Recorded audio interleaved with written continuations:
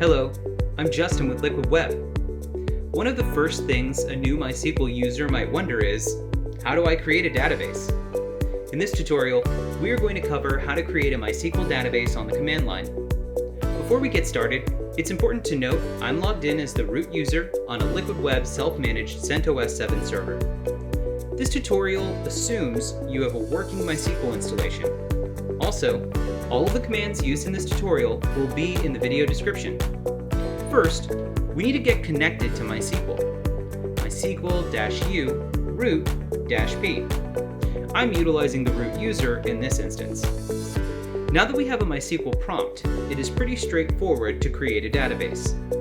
Let's create a database called tutorial by running the query create database tutorial semicolon.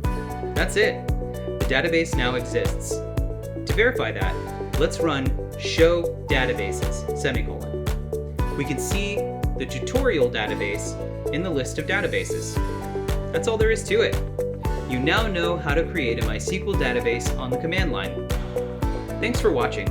For more information, visit our knowledge base at liquidweb.com/kb or our YouTube channel at youtube.com/user/liquidwebinc.